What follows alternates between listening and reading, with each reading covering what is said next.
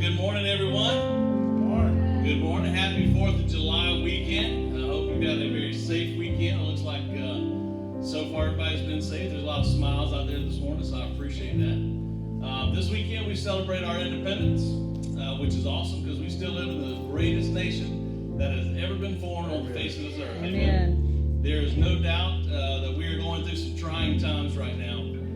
But you know what? America, since her inception, has always faced trials and tribulation. She has always come out on top.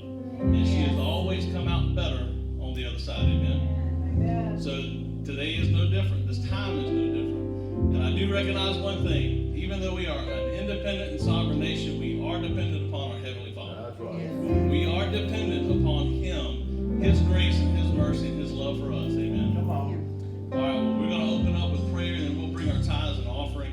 And as you go into worship, just remember our dependence on Him. Thank Him for our nation that we enjoy our freedoms. Amen. Hallelujah, Lord. We love you. We thank you so much for this nation. Hallelujah. Thank you for the founding fathers and the wisdom that you gave them so that we can enjoy the freedoms 244 years later. Father, continue to bless this nation. Let our government reflect you. Let us turn back to a nation that puts God first. And recognizes the value of life. Father, as we bring our tithes and offerings, spread it, multiply it, use it to further your kingdom and to transform our nation. In Jesus' name we ask.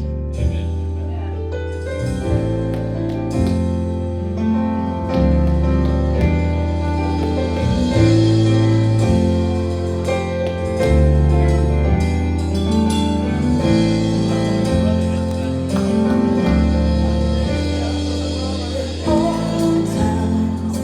All times I will bless the Lord.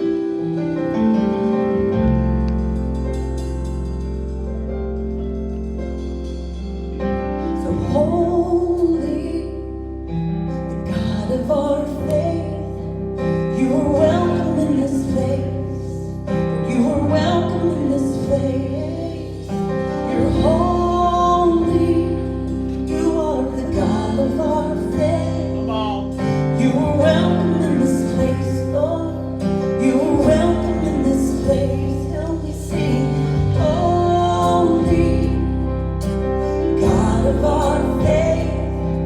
You are welcome in this place. You are welcome in this place. You're holy, God of our faith. You are welcome in this place. You are welcome in this place. Come fill our hearts up. Come fill our hearts up.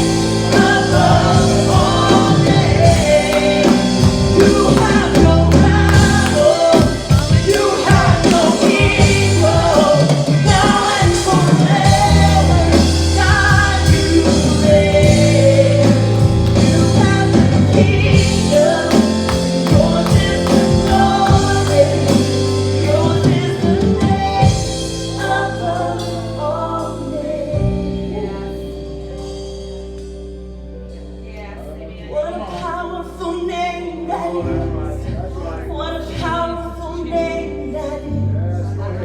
The name of Jesus Christ, your King. What a powerful name it is. Nothing can stand against. What a powerful name it is. It's the name of Jesus. What a powerful name it is. Powerful name it is. The name of Jesus Christ, our King. What a powerful name it is. Nothing can stand against. What a powerful name it is. The name of Jesus.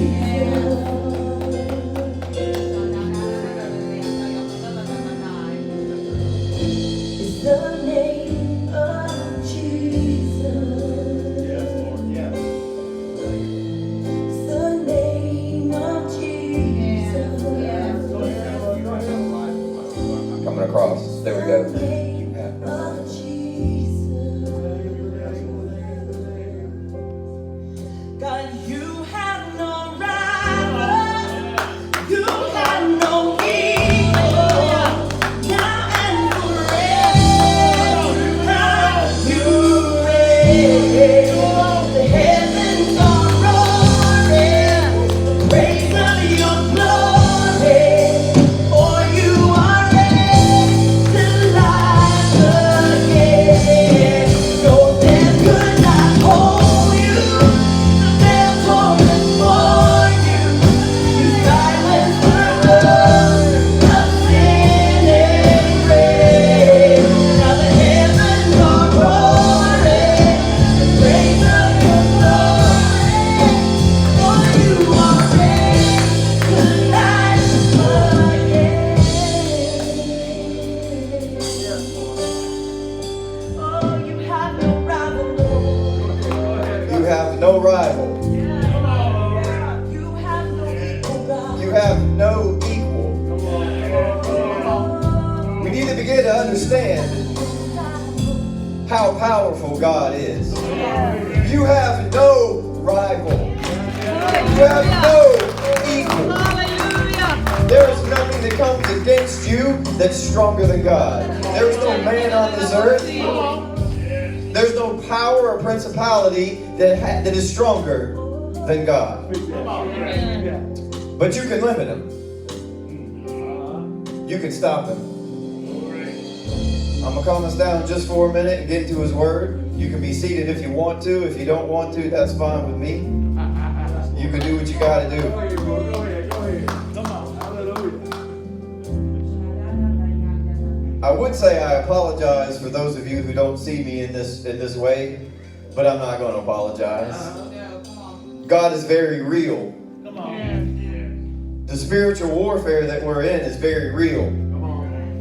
And we need to understand where we're at. Well, they're doing this group is doing this group of people is doing this. All it is their spirituality coming out. All right. Come on. The forces of evil in the earth coming out. The good that is still standing coming out.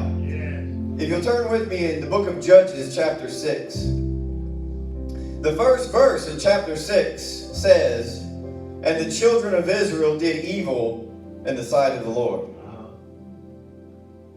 People ask all the time, well, if God is this, then why this?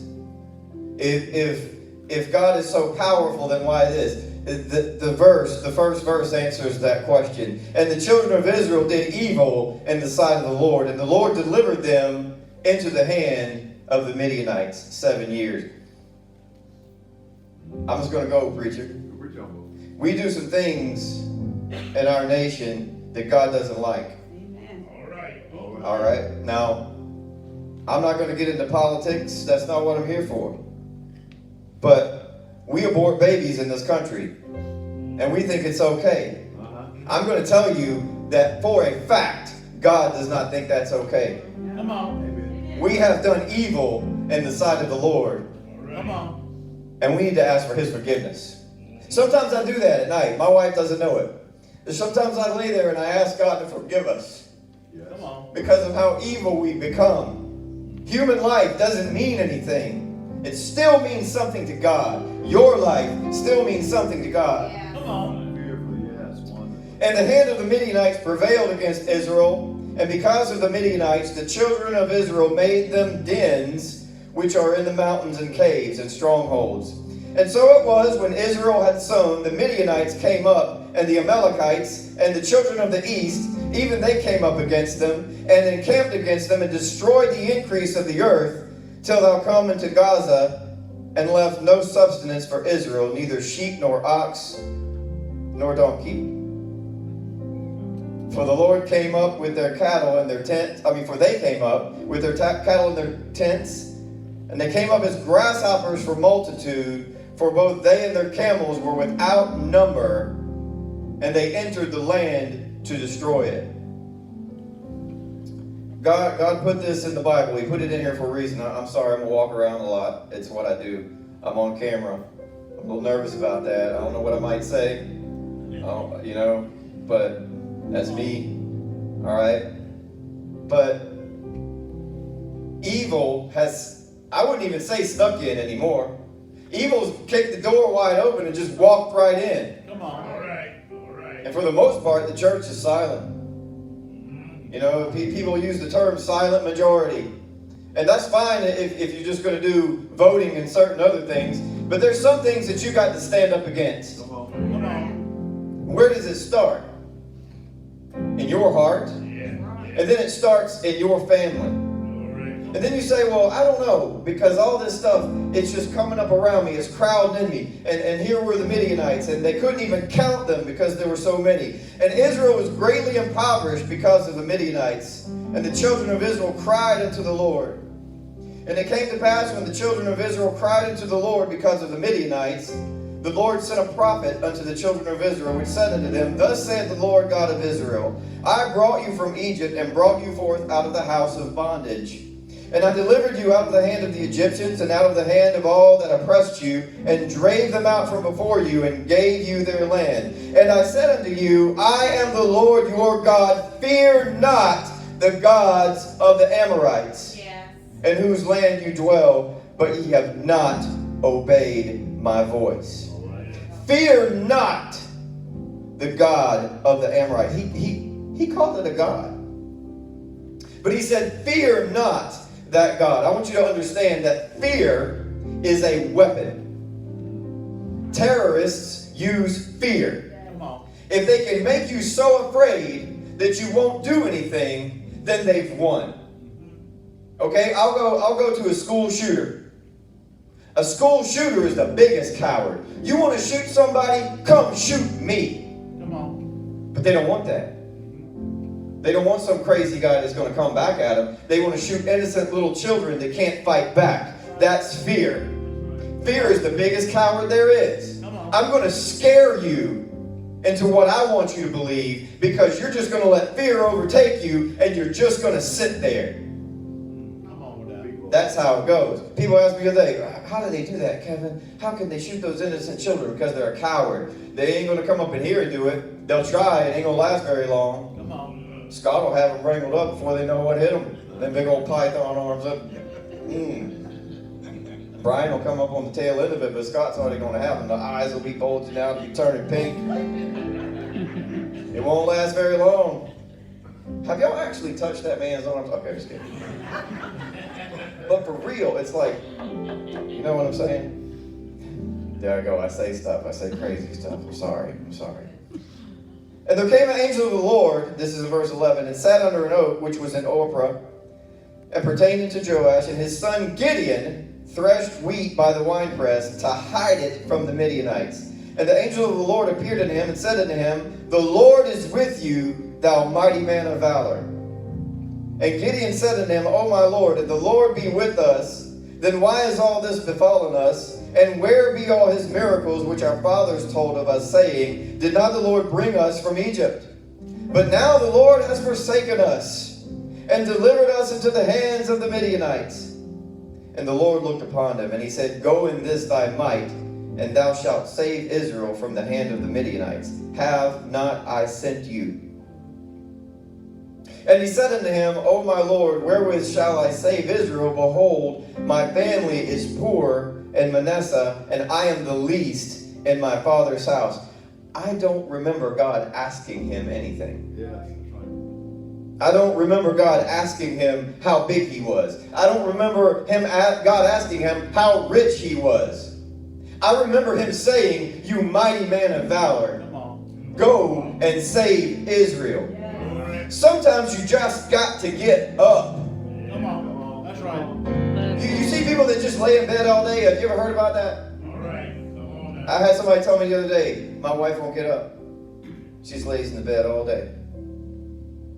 She might get up.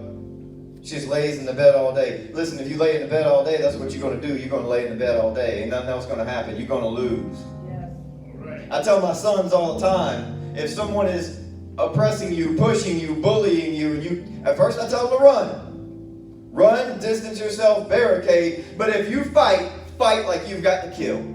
If it comes down to fighting and it's your life, then fight. Because I can promise you this, if you lay there, you're going to lose. Come on. If you just lay there and do nothing, you will lose. But if you get up and fight, something can happen. Because fear is a coward. It's the enemy's biggest weapon. Colson, come up here. I never preach without embarrassing my son. It's a thing. Come up here. I love both my sons. Kid, do you want to come up here? Okay, he's the funniest kid in the room. He won't do it in front of nobody. I love my kids. I love this kid. Everybody look how little this kid is. He gets told that his whole life. That's the first thing everybody says to him. Oh, you're so little. He is. I genetically gave him that. Right? But he had to learn early on when he began to play soccer. He learned what I learned. And it's no offense to you folks that are larger in the room. I'm talking, bigger. It's no offense to you. But larger people are used to just doing this when you're small. That's what they do. They don't mean to sometimes. If I watch my ducks, I got big ducks and little ducks. And the big ducks, when you come up to the food pan, they knock the little ducks out of the way and eat. And the little duck's like, quack, quack, quack. If he don't push back, he ain't gonna get no food. Come on. It's a simple concept. So Colson, he's pretty good at soccer. He's okay. He's okay. And he's pretty quick, and he's learned to be quick, but that aggravates people that are bigger than he is. So what happens is they'll body him off the ball, right? Or they'll push him constantly, all right? So he's learned that he either can quit soccer altogether, or he can do something about it. So he had to fight back, and he learned this technique. Go ahead, pretend, let's see. Here we go. He didn't bring a ball. This is your ball. All right, I'm going to go get this ball. You show him your technique. Get your hands out your pocket now. You got to show him your technique. Take it. See how he gets his feet down? I'm trying to get it, and he shields me off. No matter how much I push him, no matter what I do, he's learned to put his body down, to put his legs down, and he's learned how to defend me. Okay? Thank you, son. I always embarrass him. And it doesn't matter how little he is. You can sit down. I rough him up. When he comes by me trying to score a goal, if I can get his jersey, I will throw him to the ground. If he comes by me, I will push him to the ground. And I'll get him mad every time. Because here's what I know. If I do that to him that rough, nobody on that soccer field is going to be rougher. That's right. I got him right. I got him straight. What God is trying to tell you is get up. I've already called you. You're already a man of valor. You're already a woman of valor. You just got to get up sometimes. But we let fear get in the way of what God is trying to do. Fear is just fake. You can be scared. It's okay. But what if Scott let fear overtake him? Scott, I'm going to use you in this example. Is that all right? There was a fire. And there was 3+ you in that back room, and the wood was very thick. Sometimes they use plywood and ceilings, and the heat had built up in this fire, and they were trying to figure out where it was. And because Scott has done this for more years than what we'll say, he started to understand that something wasn't right. Started to feel that something wasn't right. You're in a situation, listen to me now, you're in a situation where you could actually die. Your life can be taken. He had the responsibility of 3 other humans in that fire with him. He had a choice to make. I can get scared, I can let fear overtake me, and I can just get out of here.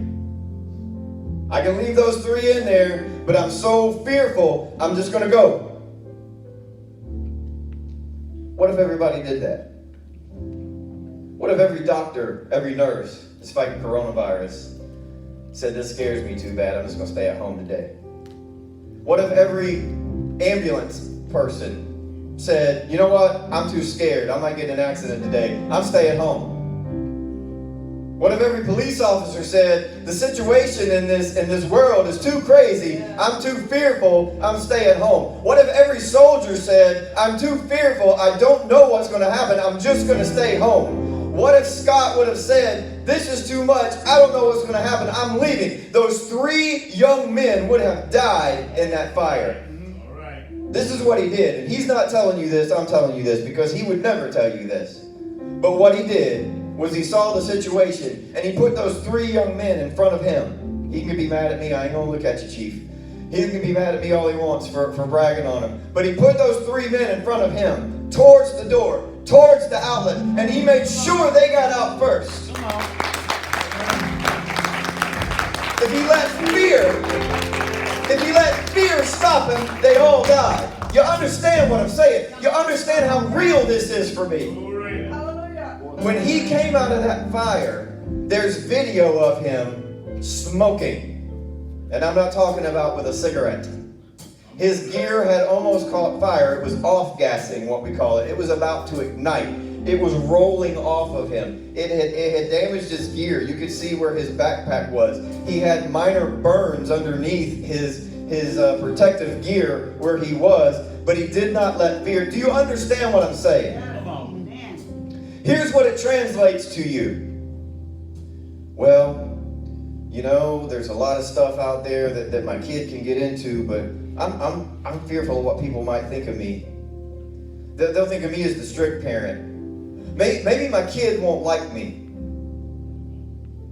Well, your kid won't like you if they're dead. I'm sorry, but I hate to be plain. Is your child going to like you when they get lost? Is your child going to like you when their life has fallen apart because you weren't there, because you were fearful and you didn't fight? In the story of Gideon, God convinces Gideon to go. Gideon gets ready to go.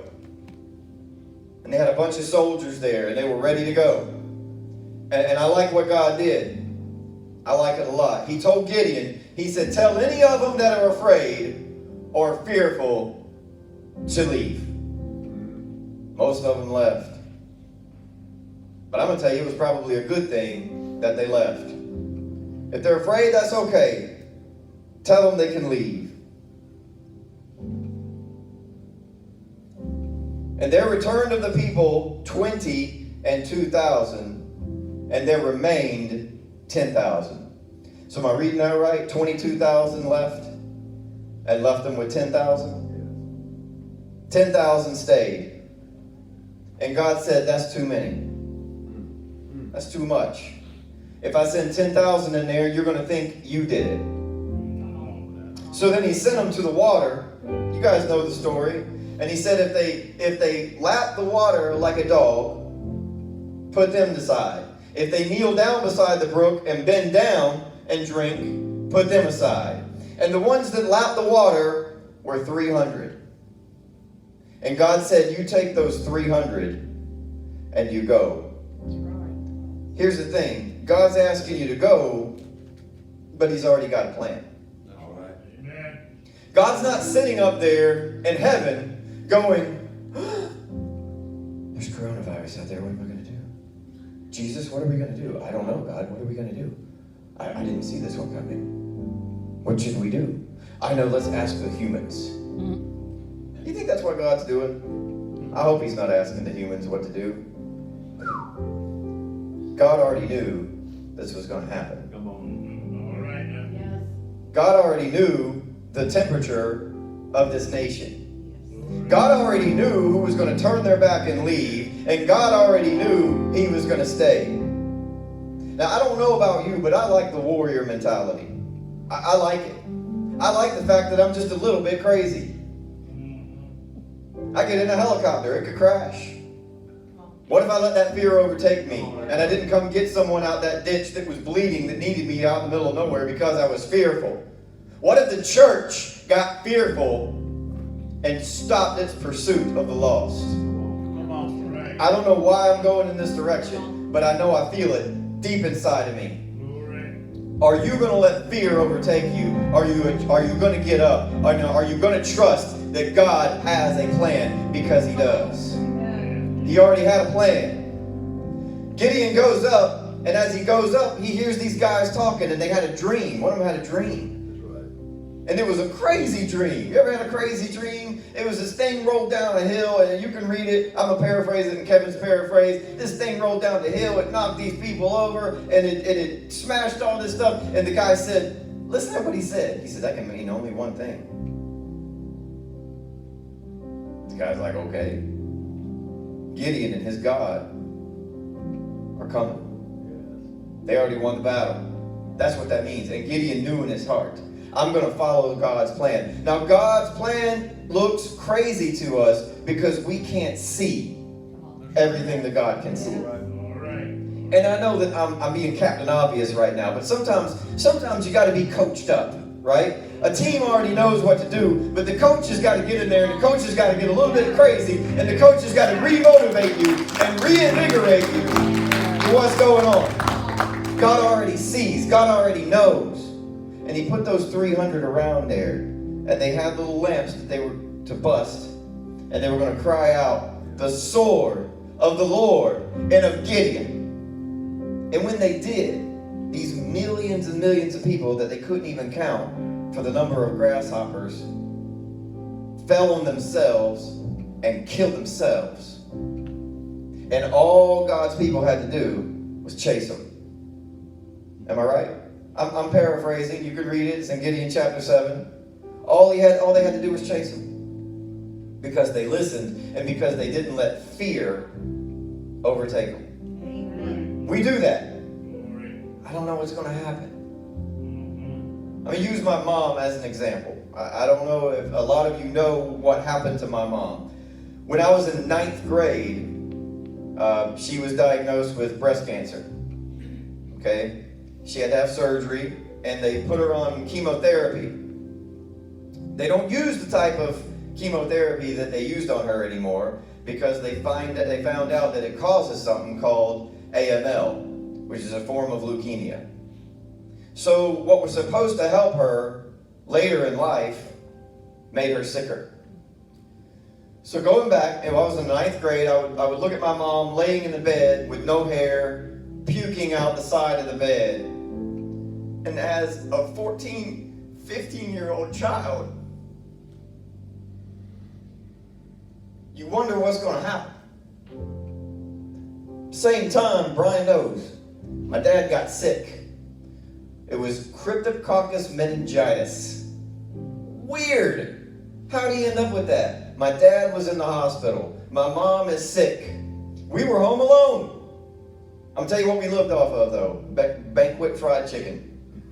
I don't know if you remember, but you could just put it in the... We did, man. Brian was a good cook when it came to banquet fried chicken. We had to get up and put ourselves on the school bus. We had to go to school, not knowing if either of our parents were going to live or die. Serious. I'm serious. And we went through that for a spell. But I'm going to tell you something about... Brian and I are blessed because we have parents that I feel like got most of it right. They were never fearful. They never told us to curse God like Job's wife did. They told us to trust God even more. Dad gets better. Mom gets better. I joined the Coast Guard. I'm 500-600 miles away from home. I get this phone call. Mom's got cancer again. She fought through it again.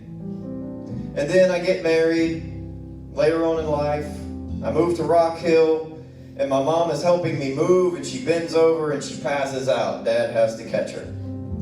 She gets checked out this time, and now she's got leukemia. So one doctor in Charleston got it wrong, almost killed her. She goes to Wake Forest University, and she gets, what they did is they used her own stem cells, and they killed out her bone marrow and reintroduced her own stem cells. And she was in there for about 8 months. Couldn't get out. You want to talk about quarantine, the only thing she could do was look out a window. We had to wear masks when we were around her long before Corona was a thing. They would send these psychiatrists, psychologists, I don't know which they were, but they would send them into my mom's room because she could die at any moment. And they were worried about her well-being. I witnessed all this, and I know I have an advantage because I witnessed this in my life. And they would give her these surveys to take, and she made me take them. And it was like, do you feel like harming yourself? Do you feel like that? My mom was like, I'm not dealing with that. So I would take them for her. Hand them back in. The lady comes in and they're like, Miss Barnado, do you really understand what's happening to you? Do you grasp it? And what she had told my dad to do is print out scripture and paste it all over the wall. So when you walked into my mom's room, there was scripture all over the wall. And one of the doctors that came in there said, well, I know that you have this religion that you have. And my mom says, let me tell you about this religion. This is not a religion. This is a God who lives. And she began to witness to her. No fear, no scare, no nothing. And I watched this lady with her mouth open, not knowing what to do. Mom never skipped a beat. She gets real sick. She almost dies again. She was septic. When she came out of that, she looked at my dad and she goes, no more. I don't want no more needles. I don't want no more of any of this. And she went home. And then they called me at work because Mom simply told my dad one day, it's time. I'm serious. She said it's time. He got us all home. We got home. We sat there beside my mother as she died. I don't know if you've ever been able to do that. I actually know that it's a blessing now that I got to watch her. She didn't want anything about her. She was praying for us. She gave us guidelines on what to do. She said, my prayers for you are going to be like Jesus' prayers in the Garden of Gethsemane. They're going to carry on for the rest of your life. That's what she told me. Blessing me as she's dying. Why am I telling you this? You're all human, and you are all going to die. One day. But that's the worst that can happen if you believe in Jesus. Now, how do I know it's so true? Because I looked in my mother's eyes. I watched her because I wanted to know. I've seen many people die. And it's usually not a great thing. I'm going to tell you something. That woman died with honor. There was never an ounce of fear. She was ready. Why am I telling you all of this? Because fear is a weapon. My mom, if anybody, could have let that stop her. But she knew something. She knew something that the psychiatrist didn't know. She knew something that the atheist didn't know. She knew something that the people that have quit don't know. And what it is that God has no rival. God has no equal. He has the keys to death, hell, and the grave. Now, I don't know what you're going through. I don't know what's in front of you. But I know that there is a God that created you that has no rival, no equal, and nothing can stand against him. Now, a lot of people worry about Pentecostals getting loud. You remember back when we could go to football games? That was fun. Back when you could do that, you could get loud. You could cheer. Somebody's running with a rubber ball. Come on. And we lose our minds. He's running with a rubber and leather ball. And we're going, woo!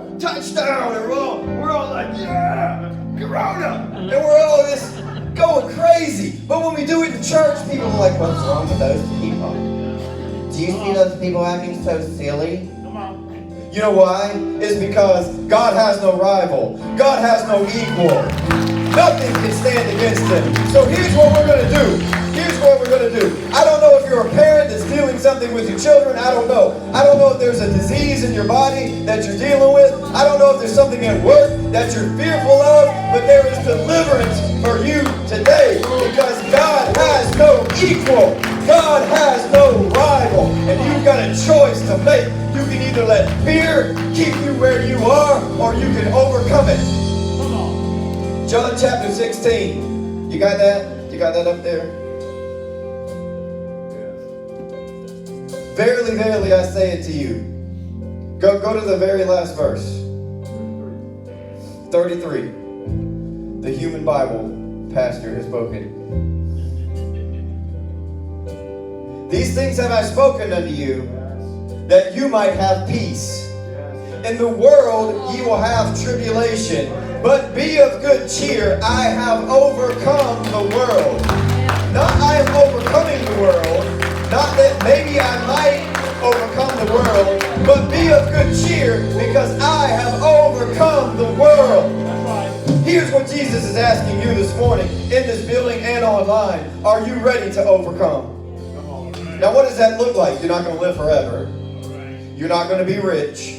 I'm not going to be like Joel Osteen and said, God wants you to have a Cadillac. Because, was my teeth gangly enough?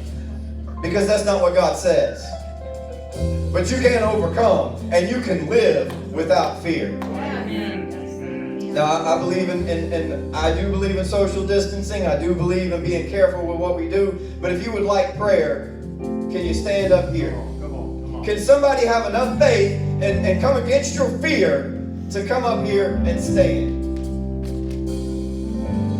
Or stand where you're at. I appreciate the fact that if you don't want to be around people right now, that some have some issues, and I'll even put a mask on.